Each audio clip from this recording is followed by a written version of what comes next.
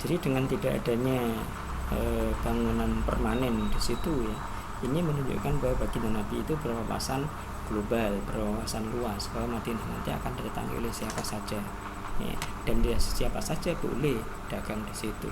Kadang orang tinggal di Madinah hanya 1 hari, 2 hari, 3 hari, 1 bulan, 2 bulan ya, tidak menetap di situ karena dia bukan penduduk Madinah, tetapi dia ingin berkunjung di Madinah dan dia bawa barang dagangan. Nah, kalau model pasar seperti yang sudah ada atau pasar modern yang sekarang ini ya, tidak akan bisa orang datang di situ berdagang. Tapi yang dia sampaikan baginda Nabi tidak demikian. Itulah luar biasanya ya, luar biasanya sistem pasar yang dibangun oleh baginda Nabi, dan itu terbukti. Pasar ini begitu luar biasa ya, mendorong kaum muslimin untuk maju.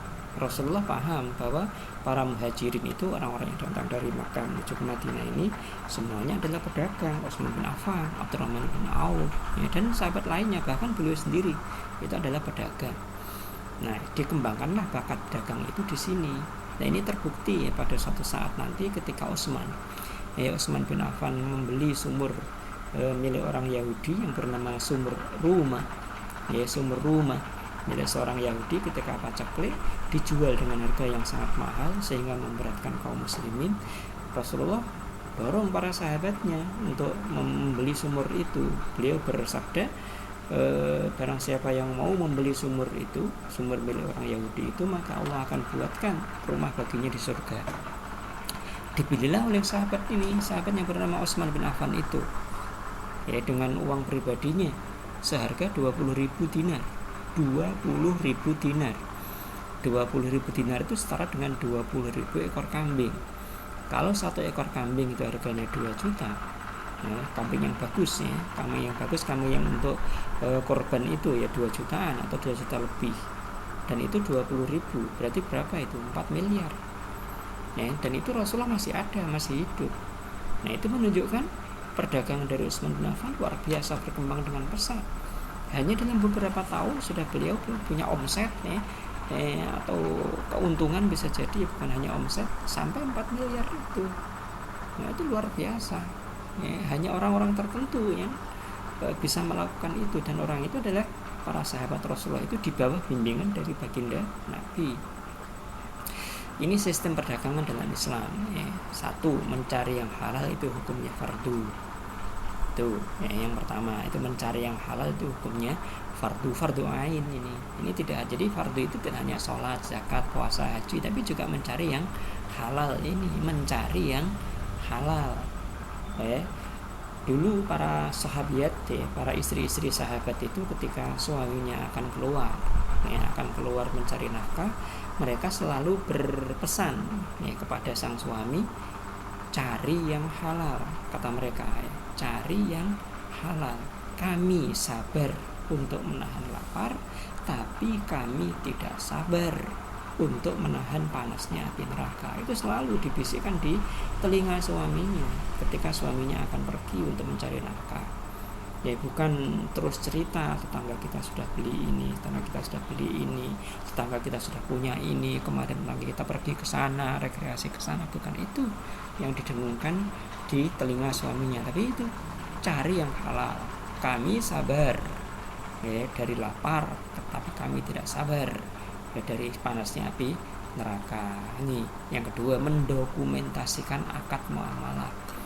Ini yang dilakukan para sahabat itu tidak bisa baca tulis kebanyakan dari mereka ya, tapi Islam mendorong banget agar akad muamalah yang ada, jual beli yang ada, pinjam meminjam yang ada, akad jaminan yang ada itu ditulis, didokumentasikan. Bahkan surat atau ayat yang paling panjang dalam Al-Quran ya, dalam surat Al-Baqarah itu ayat 282 itu adalah tentang muamalah, tentang hutang piutang, dan kita diperintahkan untuk menulis hutang piutang itu. Hutang piutang itu ditulis. Nah, itu ayat yang paling panjang dalam Al-Quran. Mengeluarkan zakat ini kalau sudah sampai 1 nisab dan sudah 1 tahun ya, mengambil keuntungan dengan tanpa menipu ya, tanpa curang, tanpa menimbun. Itu yang dilakukan, yang ini. Kalau Islam ya diperintah itu perintah, hukumnya dosa kalau melanggar ini, menipu, menimbun, berbuat curang dalam menjaga adab ya, adab dalam jual beli, adab dalam muamalah. Contohnya niat yang baik ya, kemudian bersegera dalam melakukan perniagaan. Nanti berangkat pagi-pagi, jangan ditunda-tunda ya. Memulai dengan membaca basmalah, bersikap toleran, jujur, amanah. Toleran itu bagaimana? Toleran itu kalau sebagai pembeli jangan meminta, oh kamu harus ukur dengan betul-betul benar ini.